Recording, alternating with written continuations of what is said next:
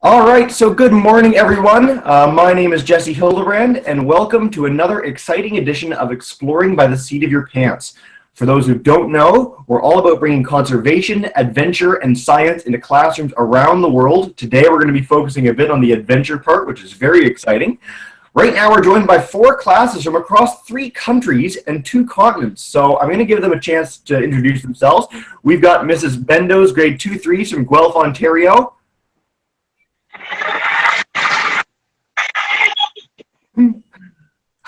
Hi guys, we've got Mr. Culls, grade 5-6 from Cobalt, Ontario. Hi. We've got Miss Sally's class from the United States.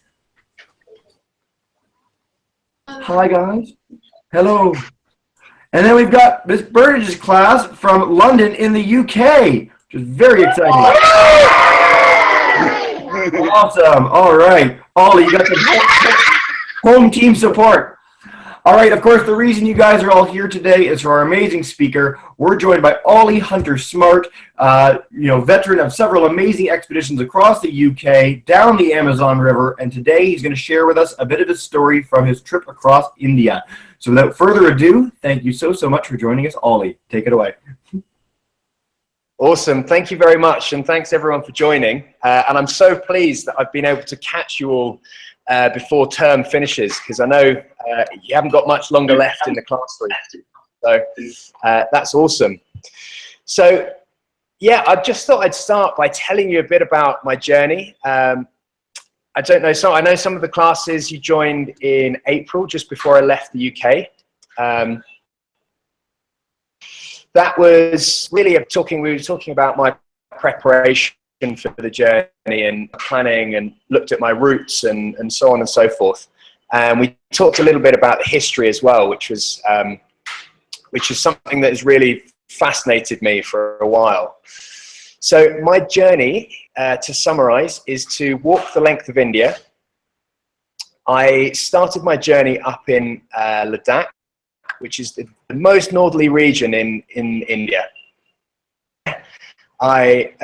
My plan has basically been to travel down south, straight down to Delhi through the Himalayas, which are vast.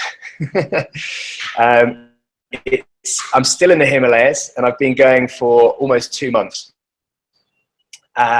From here, I'm going to head down to Delhi, where I'll then start picking up the story about Mahatma Gandhi. Mahatma Gandhi was incredibly influential in India gaining their independence from the British Empire. So that's Delhi's where I start picking up that story. And then from there, I'm going to head to Jaipur, a place called Ahmedabad, which is where Mahatma Gandhi really started his work. And then I'm going to follow the coast down to Mumbai, inland to a city called Pune, which was one of the British hill stations, and also where the British imprisoned Mahatma Gandhi. And then from there, I'm just going to head straight down to a place called Kanyakumari, which is the southernmost tip of the Indian subcontinent. So it's the furthest south that you can go on mainland India. That's kind of a rough idea about the story. As I travel, I'm asking people questions about their view on the British Raj, as it was known. So the period of history when the British were ruling India. And we were very hands-on in that role. We didn't really let the Indians kind of govern themselves. I've also been asking people their views about partition, which is ultimately what happened when India was given their independence. We created a new country, or 2 new countries in fact, Pakistan and Bangladesh. And that's where the Muslims, the Muslim religion people were based. So they were formed into a different country. And initially that was called East and West Pakistan, and then it later became Pakistan as we know it now, and Bangladesh.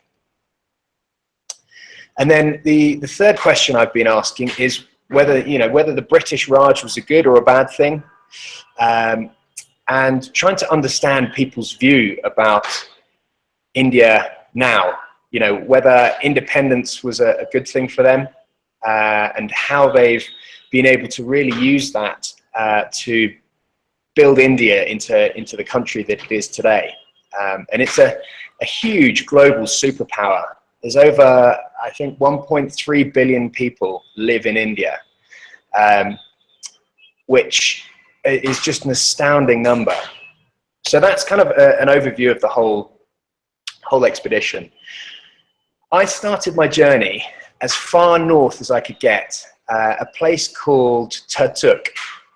It's in the Nubra Valley, up in the Ladakh region. So I flew into Leh. I had a couple of days just to acclimatize to the altitude there. It was about 3,500 meters. So having flown from London straight to Delhi, and then up to that 3,500 meters, my body was starting to, you know, it was struggling to cope with the conditions of the altitude. I was struggling to breathe, and the only way to really overcome that is just to spend a bit of time not doing too much. So what I did is I spent 2 or 3 days just walking around the town, just seeing some of the sights. But I did feel as though I was struggling somewhat. You know, I'd walk 100 meters and I was out of breath. So it did take a couple of days to get over that. From there, I then took a taxi with my guide, up to the Nubra Valley, which is just north of Leh. And we went as far along the Nubra Valley as we could. We were going to get as close to the Pakistan border as we possibly could, which is ultimately what we succeeded in doing. And it was a very tranquil, peaceful place. I have done a blog post about this. It's up on my website. But the people there were just so calm. It was as if there was, you know, no kind of tension or anything between the two countries, India and Pakistan. And funnily enough, this village used to be part of Pakistan, and it was part of Pakistan during the during independence, so 1947. It was still part of Pakistan, and then in 1971, the Indian Army came in and they claimed the village, and there was a bit of fighting that went on between them, but not as I kind of anticipated.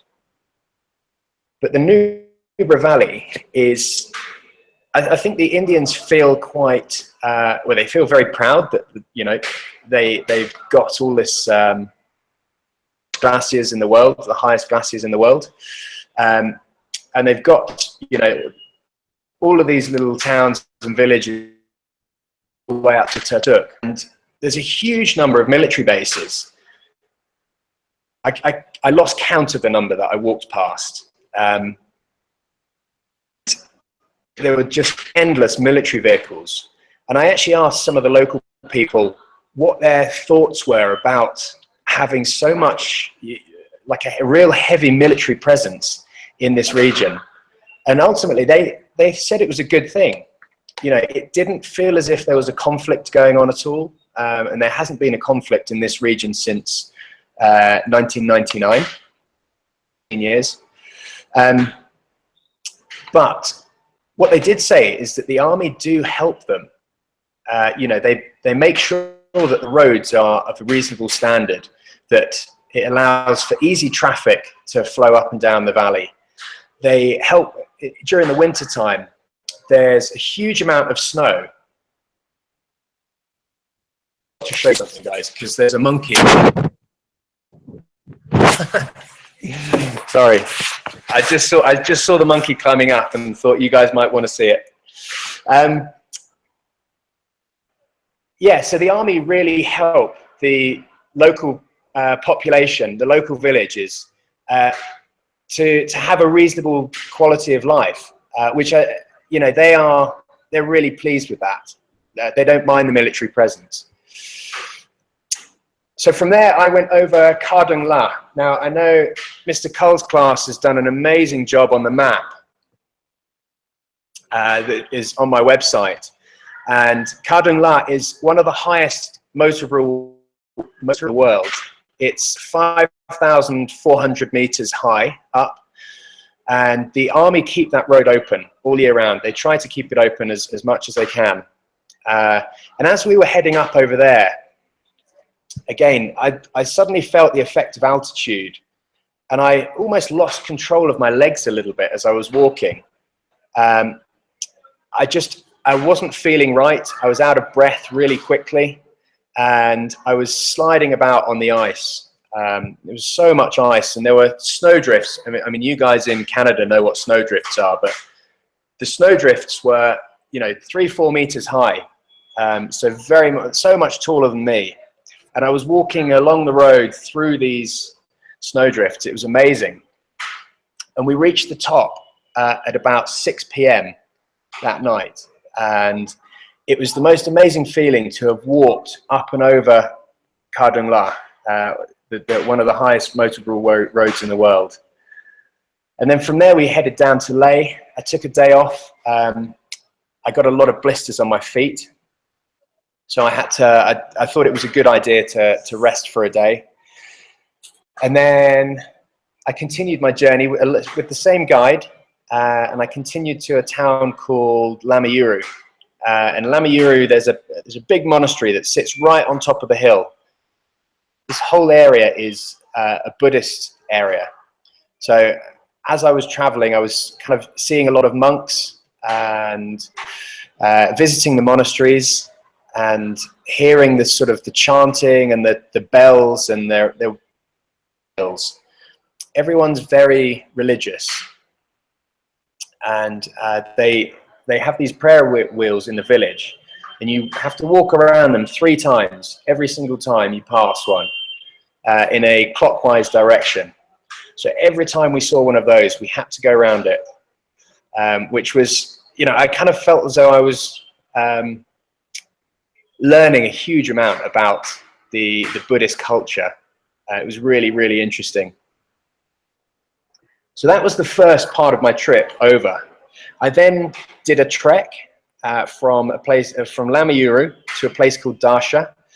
Now this was off the road. We were isolated, and we were following some really small trails. And ultimately, we were there about a month before the trails really opened, a month before tourist season. So there was still a huge amount of snow on the mountains, and I wasn't quite expecting this amount of snow. So when the guide gave me a pair of crampons to start with, I was a little bit worried that I'd bitten off a little bit more than I could chew. I hadn't really planned for this. So crampons are things that you can stick on the bottom of your shoes that ultimately they have got claws, so you can dig into the ice easier and you can work your way up. And the first mountain we did, it took us about 2.5 hours from our camp, and we were camping just at the snow line. It was freezing cold. It was getting down to sort of -6 or 7 degrees at night time. So I don't know what that is in Fahrenheit, but it's really, really cold. And I was struggling to sleep in my sleeping bag. I was shivering, and I didn't get a huge amount of sleep. But the next day we went up over the mountain, and it was the most amazing experience. Just, being in such an isolated environment, an extreme environment. There was nothing else around us. It was just me, my porters, and the guide. And that journey kind of continued for about 16 days. We were going up and over these mountains and then back down again, and all the snow would then melt, and I'd be much more relieved. And then we'd have to go up and over another mountain and then back down again. And there were small villages, and these villages are so isolated. It's unbelievable. And we were stopping in these communities, and they were letting us camp in the villages. Sometimes they were giving us food, and or letting us, stay inside and out of the cold. It was amazing. They're so generous. And that's one thing I think I really learned about, living in an extreme environment. everybody helps each other. It doesn't matter who you are or where you've come from, how much money you have. None of that matters. They share absolutely everything with you, or you're comfortable. So that was a real special experience for me to travel through that region. I'm just looking at my notes. Yeah, so ultimately we were the first group of people to cross all of those mountains this year, which is, as I said, we were about a month before the trails opened to the rest of the tourists. So I feel incredibly lucky that we actually made it over all of those mountains. I think there were a few times where I was thinking, we're going to have to go back. You know, we're not going to be able to get up and over that mountain. We'll have to find a different way. So we ultimately, our plan worked, and we managed to get across. So that was kind of the Ladakh region. And my journey, as I said earlier, is about independence. And I was asking people their views on independence. And I don't think that the British didn't have very much impact in the Ladakh region. They didn't really go there because they had no real reason to. And all the people I asked, they weren't that concerned about independence. You know, gaining independence didn't really impact them at all, which I found really interesting. But it wasn't quite the story I was kind of looking for. But you know, as with any adventure or expedition, you know, nothing always quite goes to plan or how you think it might work. So, but I'm very pleased I did that. Side to India, that ultimately it's changed my perception of India. From there, from the trail, I've basically been sticking to the road. And once I came over that final pass, suddenly there were a lot more Indian tourists. The climate changed completely. So it's much, much warmer. During the day, I think it got to about 30 degrees, something like that. And I was really looking forward to this stretch. It felt there was so much more greenery around. Further north, I hardly saw a tree, but now there are so many trees. It's unbelievable. Just every single hill is dotted with trees, and walking in the daytime, it's incredibly hot. Really, really hot. And at the moment, I have to take a 2-hour rest in the middle of the day, kind of between about 12:30 and 2:30, because it's just too hot to keep on going. So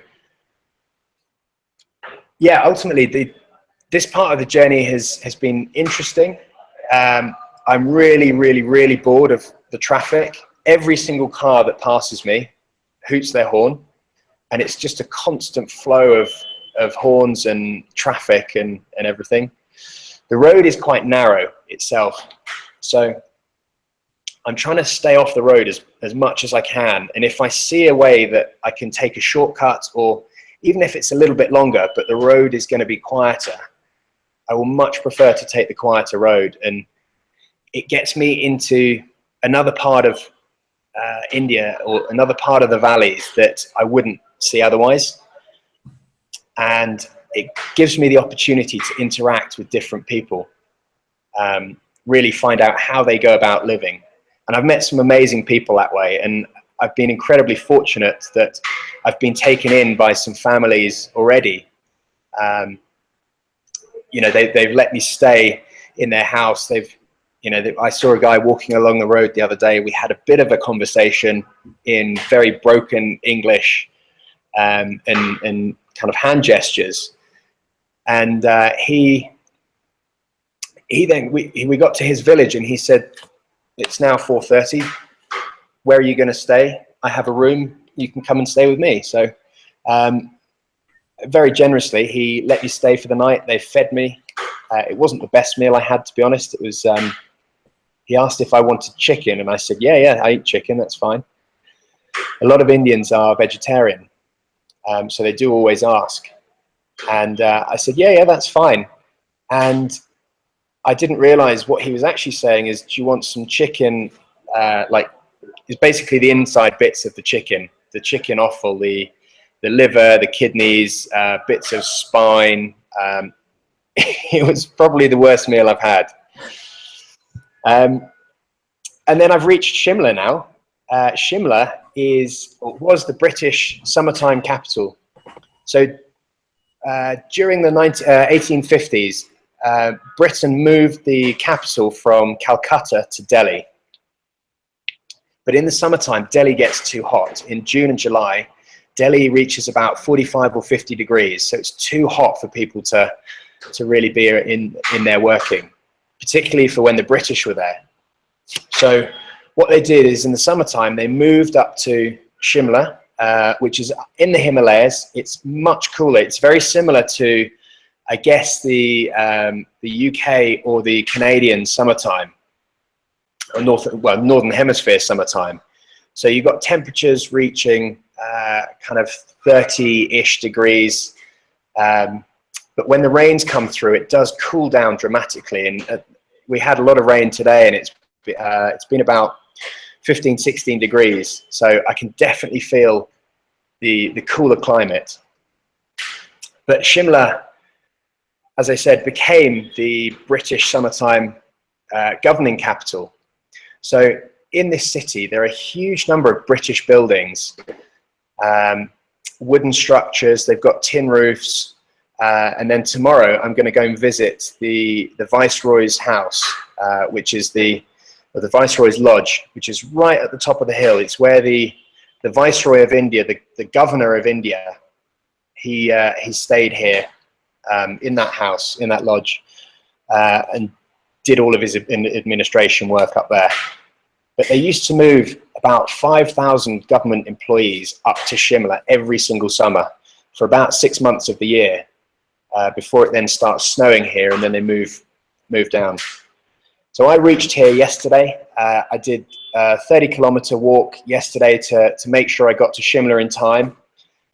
And I had a very good night's sleep, although I was woken up by monkeys at 4:30 in the morning who were climbing all over the roof. And then today I've just had a bit of time exploring, and I've got another 2 days here to really explore the city. So looking forward to that. So that's my journey so far.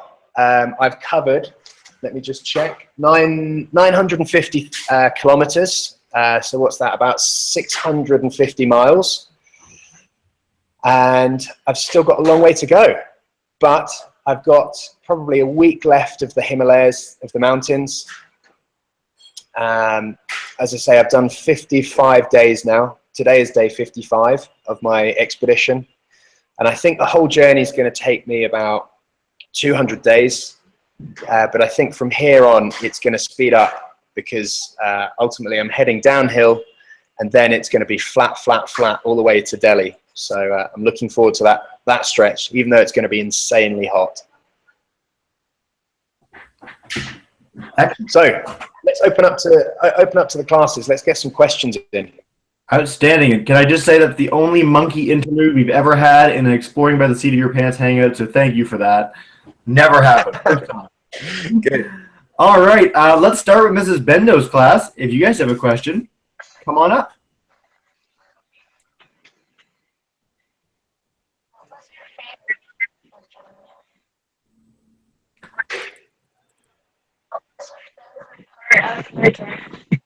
What was your favorite part of the journey so far, Ollie? Oh, wow. I've had so many good and bad bits. I think landscape-wise, it's just been incredibly beautiful. It's almost impossible to describe, but there are some photos on my website which just show you some of the monasteries that I've been and visited. And they are so incredibly sort of well maintained. They're really, really, really old. But they are in the most beautiful locations. They are right on top of the hill. So actually visiting some of them has been unbelievable. And meeting some of the monks and hearing them, watching them pray has just really opened my eyes to that religion in India that I didn't know existed. So that was kind of one of my favorite moments. What else have I really enjoyed?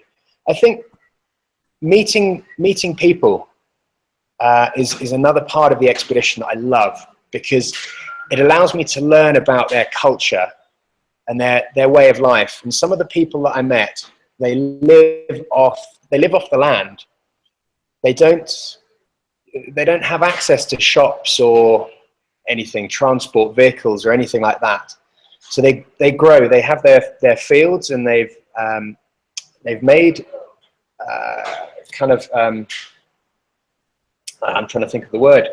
They've made fields out of the mountain. They've cut fields into the side of the mountain, which allows them a flat piece of ground to then grow whatever crops they want.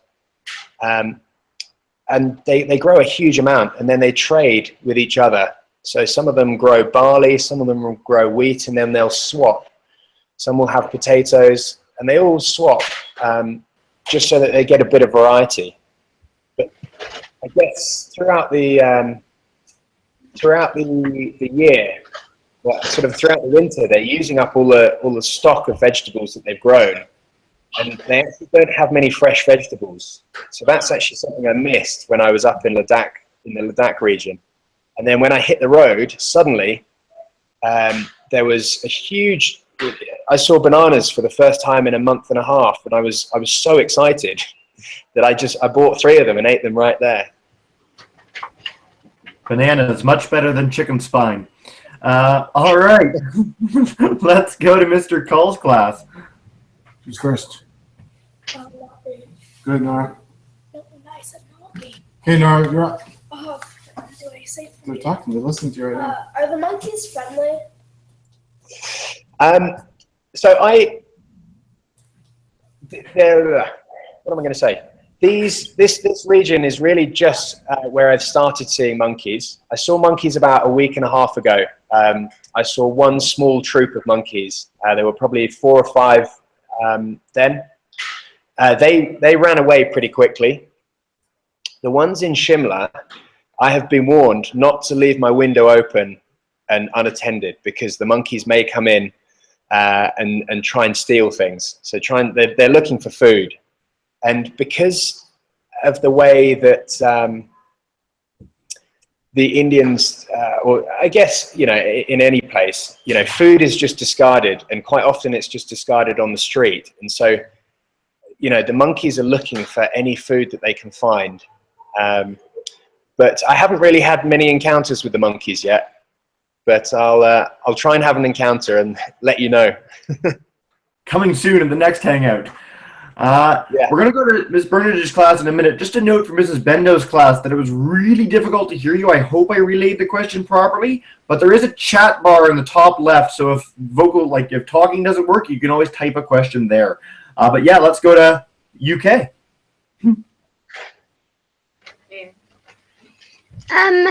In the olden times, how long do you think it would have took to do your journey that you're doing now? I think it would have been fairly, well, I guess with the road, it's been a bit quicker, because the road follows the bottom of the valley, so it's a bit flatter. And but I think in the olden times, before the road was built, I think maybe it would have taken me twice as long to reach where I have today. So it would have been about 100 days to cover 950 kilometers rather than 55 days. Great question. All right, let's head to the States and Miss Sally's class. You guys have a question?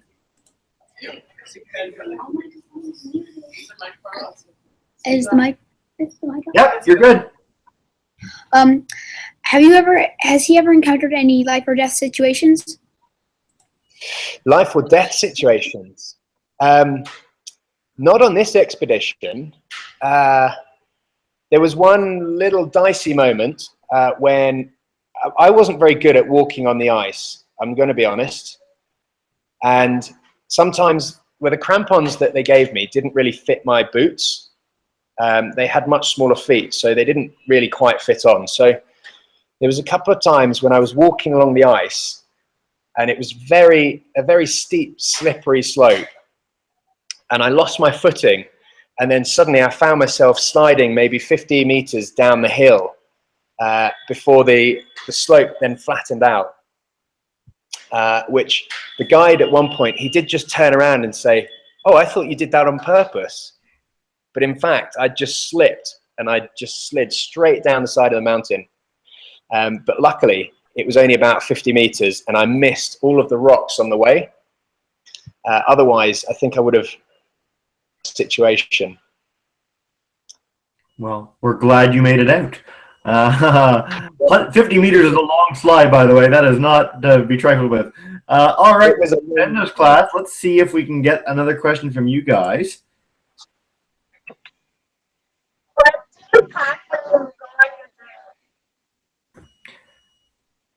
So it was hard to hear. I missed that. What did you pack when you went on your journey? Yeah? Okay. Oh, what have I packed? Bag weighs 26 kilograms. So I've packed too much. In short, what I do have is I have within my bag, which is a 1954 bag, 1964 bag, sorry. It's got my tent, my sleeping bag, first aid kit. I have a small amount of clothes. I have 2 sets of clothes, one that I wear in the daytime when I'm walking, and then one that I change into once I've had a wash and relaxing in the evening. And what else have I got? In there, I've also got my laptop, my camera, and then all the different chargers that you need. It's crazy the amount of electronics that I've got. If I wasn't carrying the camera, I think I could probably get the bag down to about 15 or 16 kilos. So I've got about 10 kilograms of just camera and electronics and so on. And I wish I hadn't. But it's something I wanted to do, is record the journey properly and interview people and so on. But my bag has not been holding up that well. As I said, it's from 1964. It's canvas, a combination of canvas and leather. And again, there's a blog post about this on my website. I've had to have the bag repaired now twice because it's started, bits have started ripping, or the straps are broken. So I've managed to find people that can fix it, which is amazing. So fingers crossed. The guy I had fix it today took about 20 minutes. So fingers crossed, that's going to be the last time it needs to get fixed. Well, we appreciate you bringing the laptop along. And bye to the class from the UK. They had to go. Their school day's over. The time zone difference. So thanks for joining us, guys. Thank you very much, guys. All right, Mr. Cole's class, you guys wrote in a really cool question, but if you could say it instead, you might as well. Who wants to read it? I'll read it. We're wondering when comparing the culture, what's the difference between the children like in India and the ones we see in North America or Europe?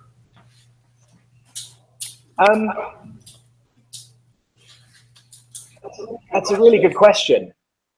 I've come across many kids, if I'm totally honest, and I don't know where they are or why.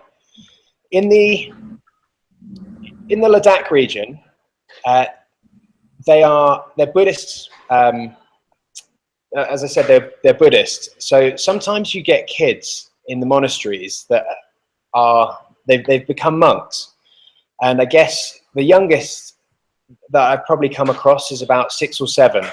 So that's someone whose family has decided that their child will become a monk and take that vow for life. And ultimately, when they have a similar education system where they'll do all their classes, but they'll also do a lot of religion, kind of small monks, child monks.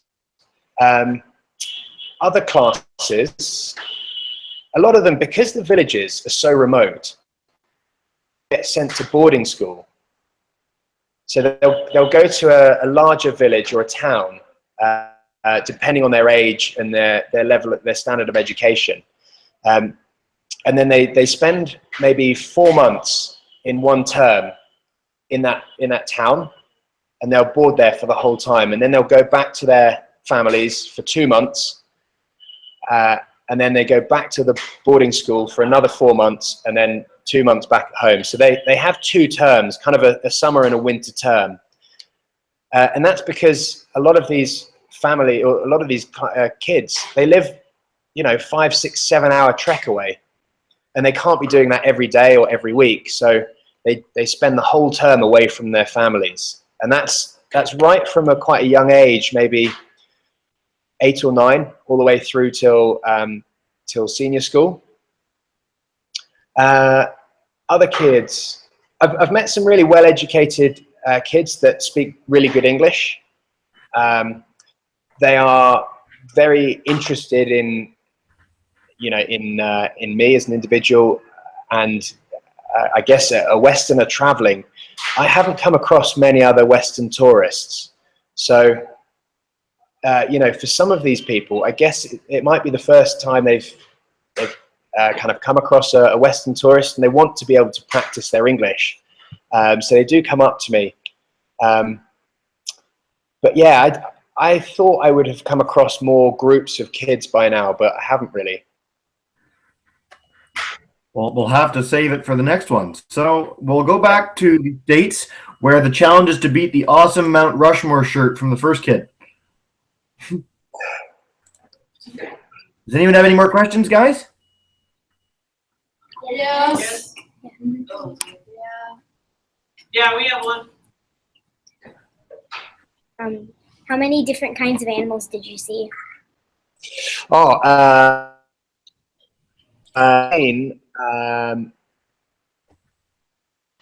Which is kind of a wild mountain goat type animal, and they are amazing creatures because they imagine, and somehow they managed to on the side of these hills. So it was amazing to see some of those. They're not that common to actually see, so I feel like I was quite lucky to see some. I've seen some marmots as well, the Himalayan marmot, and they're small sort of beaver-like creatures, and you hear them first before you see them. Amazing squeak, really high-pitched squeak, and then suddenly they sit bolt upright for a couple of seconds, and then suddenly they'll bolt underneath into their burrow. So I saw quite a few of them. I certainly heard more than I saw. What else have I seen? A lot of cows. So cows are a religious animal in India. They are essentially, they're protected. Nobody kills the cows, and they just use them for milk. So if you own a cow, then you are. So I've seen a lot of cows, and they're allowed to wander anywhere and everywhere they like. So in the middle of the road, and they'll cross the road. They'll be sat on the side of the road. They'll be in the way for sure. But yeah, there's a lot of cows. I've seen some monkeys here, and wild yak as well, which were amazing to see because they are absolutely ginormous. I thought they were kind of a similar size to a cow, but in reality they're times the size. They've got these huge horns that just come out, and really long shaggy hair, and they just kind of glide. It looks like they glide through the snow. It's amazing to see them in the wild. Again, I think there's a picture on my blog with some yaks. So yeah. And I've named my after a yak. My bag is called Zoe, and Zoe means it's a type of wild yak. So I've chosen that name. Cool. We need to get people going to your site. Ollie, do you have time for one more round of questions? Absolutely, yeah, definitely.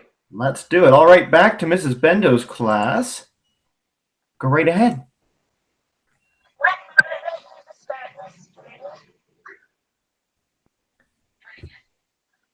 Myth.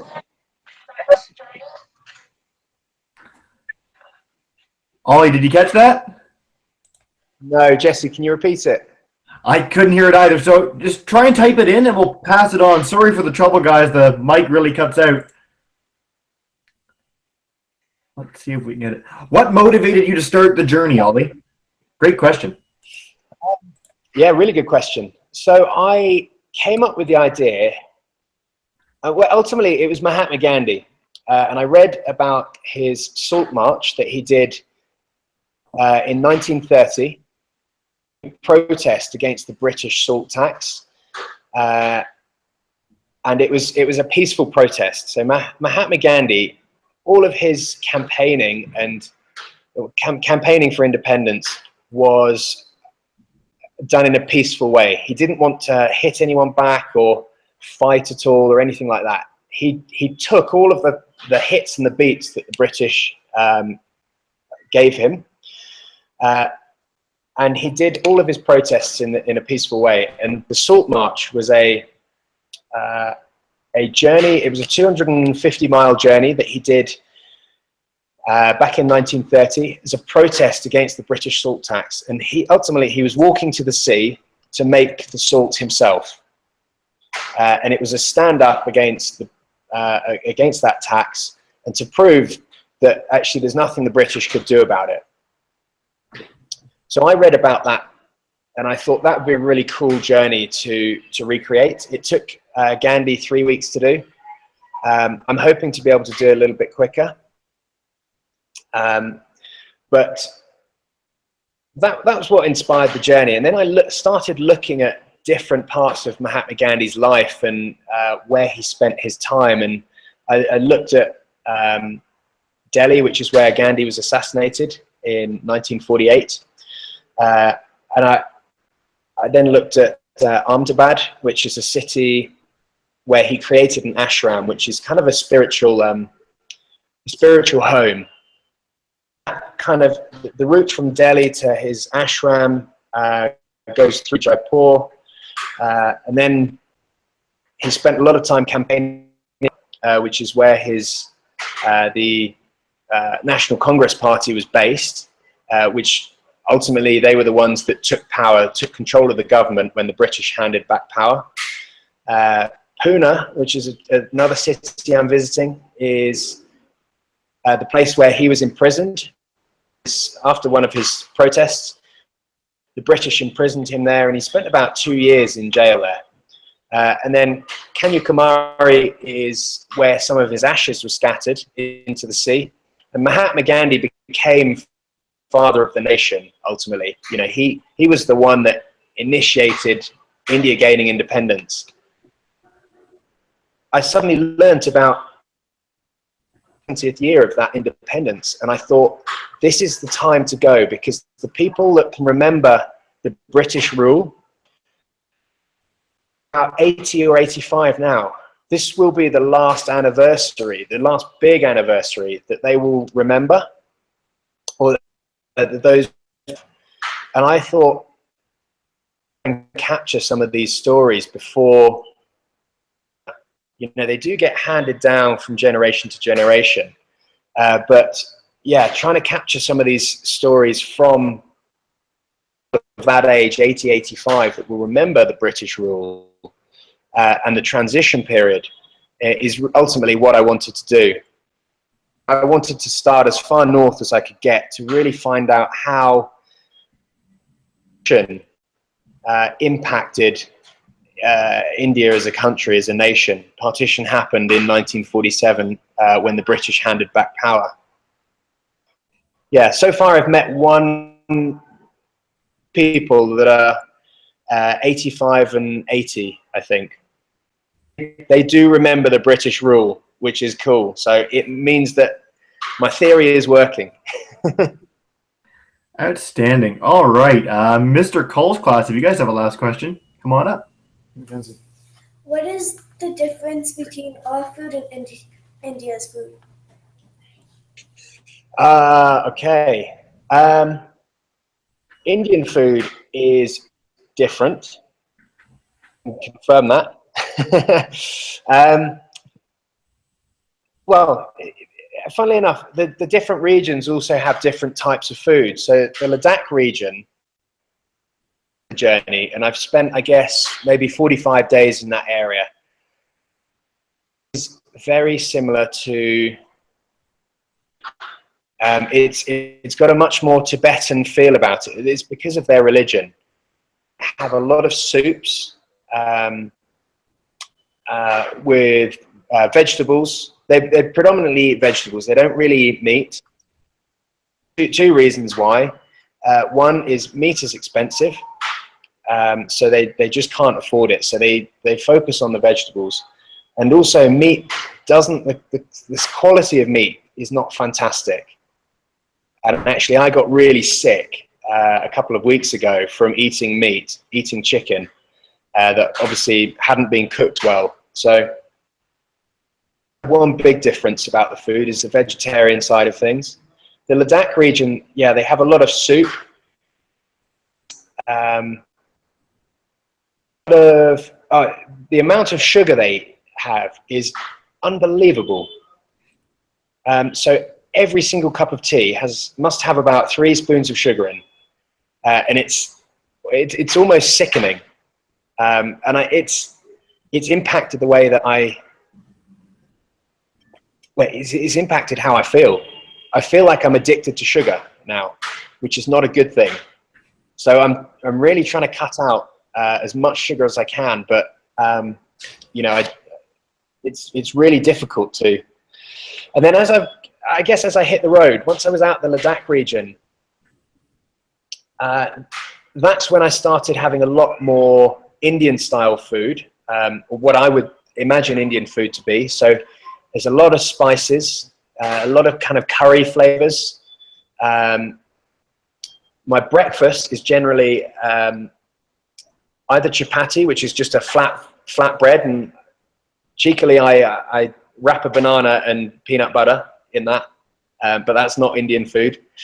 The Indians would eat paratha, which is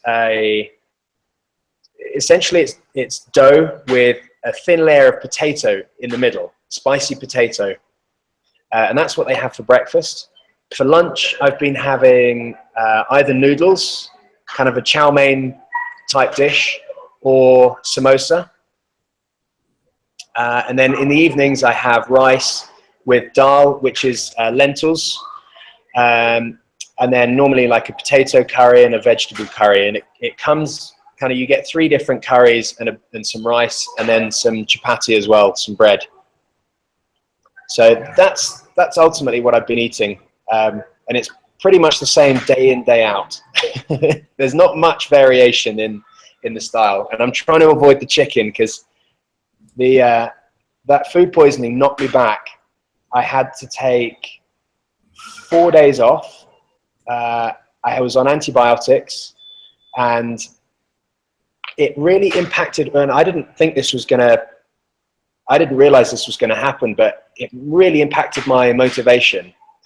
I was walking, 20, 25 kilometers in a day, and in my head, I was thinking, why am I doing this journey?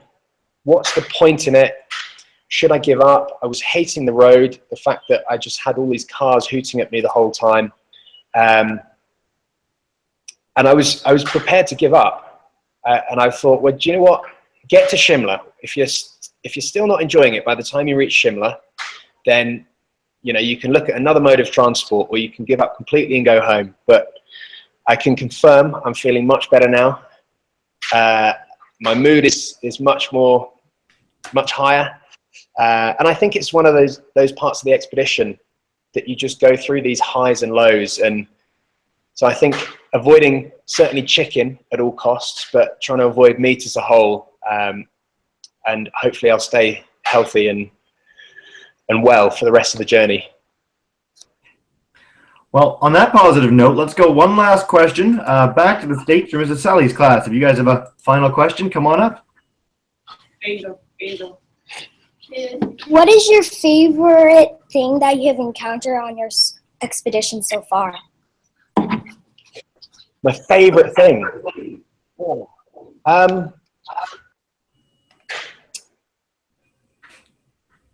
I think I love the jungle, and that's why I did the Amazon expedition a couple of years ago.